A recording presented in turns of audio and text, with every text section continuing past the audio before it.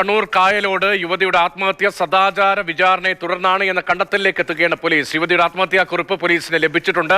Police വാദം തള്ളിയ യുവതിയുടെ ഉമ്മ ആൺ സുഹൃത്തിനെതിരെ പോലീസിൽ പരാതി നൽകി. അതിനിടെ ഓഫീസിൽ വെച്ചുള്ള വിചാരണാ ദൃശ്യങ്ങൾ SDPI തന്നെ പുറത്തുവിട്ടു. റസീനയുടെ ആത്മഹത്യാക്കുറിപ്പിന്റെ അടിസ്ഥാനത്തിലാണ് 3 SDPI പ്രവർത്തകർക്കെതിരെ പോലീസ് കേസെടുത്തത്. ജീവനൊടുക്കാൻ കാരണം സദാചാര വിചാരണയെന്ന് തെളിവുകളുടെ അടിസ്ഥാനത്തിൽ പോലീസ് സമർത്ഥിക്കുന്നു.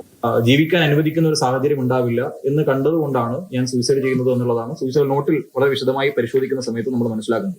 എന്നാൽ യുവതിയുടെ മരണത്തിന് തൊട്ടടുത്ത ദിവസം തന്നെ മാതാവ് പ്രതികളെ പിന്തുണച്ച് രംഗത്തു വന്നു.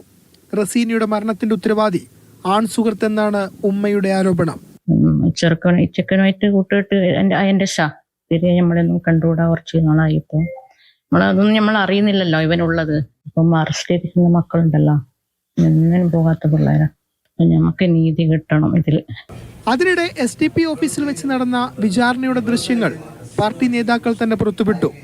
റസീനയുടെ ആൺ സുഹൃത്തുമായി സംസാരിക്കുന്നതാണ് ദൃശ്യങ്ങളിലുള്ളത്.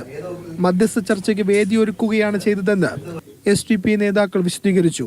കസിൻ ബ്രദറെ കാണുന്നു, തന്റെ സിസ്റ്റർ അവിടെ നിന്ന് വേറൊരുത്തനായി സംസാരിക്കും. ഇതിന് ഉമ്മാനെ ഉപ്പാനെ അറിയിക്കുകയാണ്, ഇങ്ങനെ ഇവിടെ നിൽക്കുന്നുണ്ട്. അവർ ഒന്ന് കൂട്ടിയിട്ട് പോയി. ഇവൻ അതിൽ അവരെ ചോദ്യം ചെയ്യലോ ഫർദർ സംസാരങ്ങളോ ഒന്നും ഉണ്ടായിട്ടില്ല. ആൾക്കൂട്ട വിചാരണയെ അപലപിച്ച് CPM രംഗത്തു വന്നു. വളരെ അപലപനീയമാണ്. ഇത്തരം സംഭവങ്ങൾ ഒരിക്കലും ഉണ്ടായിക്കൂടാ. അതിനെതിരായിട്ട് നല്ല ജാഗ്രതയോട് കൂടിയിട്ടുള്ള സമീപനം ഉണ്ടാവണം. മാതൃഭൂമി ന്യൂസ്, കണ്ണൂർ.